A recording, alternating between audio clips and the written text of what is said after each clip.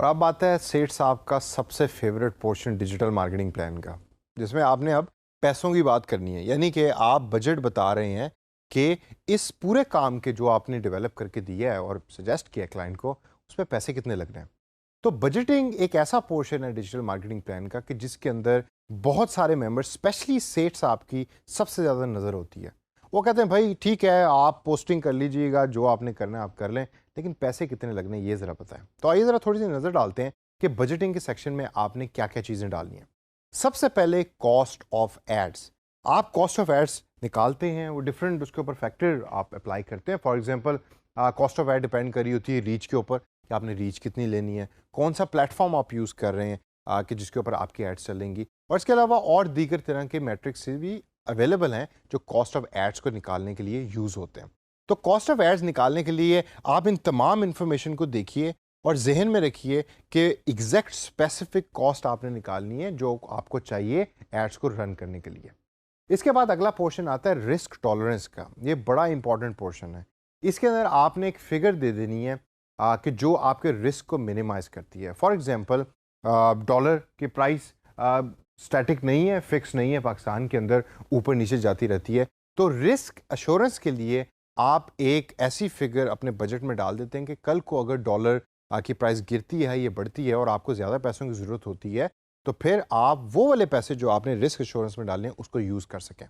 अब अगर फेसबुक जो है वो $1 यूज़ करता है per day for marketing campaign, और डॉलर अगर इस टाइम 100 रुपए का है और कल को 130 रुपए का हो गया, तो वो जो 30 रुपए का जो मार्जिन है वो आप बार बार तो क्लाइंट से पूछ नहीं सकते या मांग नहीं सकते। तो आप वो रिस्क के सेक्शन के अंदर डाल देते हैं और वो 30 रुपए फिर आप वो वहाँ से यूज़ करते हैं अगर उसकी ज़रूरत पड़े।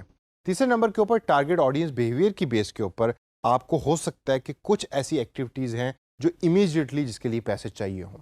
इस एक्सपेंस को आप टारगेट ऑडियंस बिहेवियर के एक्सपेंस में डालते हैं। कुछ लोग इसको रिस्क एश्योरेंस के उसमें स्लॉट में भी डालते हैं अपने बजट के अंदर, लेकिन मैं इसको सजेस्ट से आपको करूंगा कि आप एक अलग से टारगेट ऑडियंस बिहेवियर का एक सेक्शन बनाएं अपने बजट में और उसमें बताएं कि अगर आपका जो टारगेट ऑडियंस यानी कि जो आपका पोटेंशियल कस्टमर है वो अनएक्सपेक्टेडली कोई ऐसे प्लेटफॉर्म के ऊपर एग्जिस्ट करता है या कोई नया प्लेटफॉर्म आया उसको यूज़ करने लग गया कि जिसका आपने डिजिटल मार्केटिंग प्लान में जिक्र नहीं किया, तो वो पैसे आप उस प्लेटफॉर्म के ऊपर पोस्टिंग या पब्लिशिंग के लिए लगाएंगे।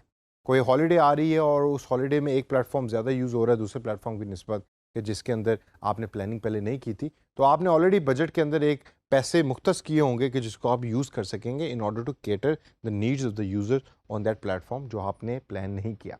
फिर आती है स्टाफ डेवलपमेंट। स्टाफ डेवलपमेंट की जो पोजीशन है उसके अंदर आप स्टाफ के बारे में डिस्कस कर रहे होते हैं। स्टाफ मेंबर्स कौन कौन से होंगे, उनकी तनख्वाहें कितनी होंगी, कितने पैसे लगेंगे, डिज़ाइनर को इतने पैसे देंगे, डेवलपर को हम इतने देंगे, कंटेंट स्ट्रेटजिस्ट को इतने देंगे। हो सकता है आप एक ब्लॉग बना रहे हैं और ब्लॉग के सजेशन के अंदर आपने कहा है कि जी हमने ब्लॉग का कंटेंट लिखने के लिए बंदे हायर करेंगे, डिफरेंट फ्रीलांसर्स हायर करेंगे। तो आप वो तमाम चीज़ें स्टाफ एंड डेवलपमेंट के अंदर वो मेंशन कर देते हैं। इसके अलावा चंद और ऐसे फैक्टर्स हैं कि जिसको समझना बहुत ज़रूरी है जब भी आप बजट बना रहे हैं। सबसे पहले पास्ट एफर्ट्स, कि पास्ट एफर्ट यानी कि प्रीवियसली कंपनी कितने पैसे लगाती रही है सिमिलर ऑपरेशंस के ऊपर या सिमिलर सजेशंस के ऊपर जो अब आप देने जा रहे हैं क्लाइंट को। फिर अब बात आती है कि आप रिसर्च करें प्रॉपरली कि मार्केट के अंदर कंपेटिटर्स कितना पैसा खर्च कर रहे हैं, प्रैक्टिसेस क्या हैं। ये भी ज़रूरी नहीं कि आपने डिजिटल मार्केटिंग प्लान में इतना एडवांस मार्केटिंग प्लान दे दिया है कि जिसके ऊपर खर्चा बहुत ज़्यादा होता है और कंपनी की उतनी कमर ही नहीं है कि वो आपको इतने पैसे पे कर सके। तो फिर आपने प्रॉपरली रिसर्च करनी है और रिसर्च की बेस पे आपने बजट बनाना है। कंपेटिटर का जैसा मैं ऑलरेडी जिक्र पहले भी कर चुका हूँ कि कंपटीशन को हमेशा देखिए, कंपटीशन कितना पैसा खर्च कर रहा है।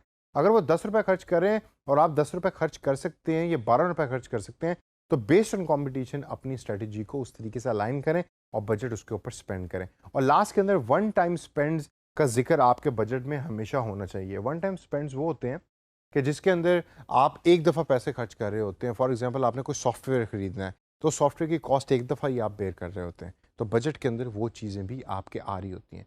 तो दोस्तों जब आप बजट बना लेते हैं तो बना के आप इसको अपने डिजिटल मार्केटिंग प्लान का हिस्सा बनाते हैं। अब यहाँ एक क्वेश्चन आप में से अक्सर लोग पूछ सकते हैं कि भाई मेरा फाइनेंस के साथ कोई बैकग्राउंड नहीं है, अकाउंटिंग में जानता नहीं हूँ, बैलेंस शीट की शक्ल मैंने कभी देखी नहीं है, तो मैं कैसे बजट बना सकता हूँ, मैं किसी और से बनवा लूँगा। घबराने की ज़रूरत नहीं है। आप गूगल पे जाएं और गूगल के ऊपर टाइप करें बजट टेम्पलेट्स, आपको लाखों के हिसाब से टेम्पलेट्स मिल जाएंगे कि जिसके अंदर you can just simply write कि आपका किस चीज़ के बारे में आप पैसे लिख रहे हैं। For example salary of content developer, और आगे आप बजट के अंदर उसकी एक अमाउंट लिख दें, उसके बेस के ऊपर वो ऑटोमेटिकली कैलकुलेशन वो टेम्पलेट कर रहा होता है।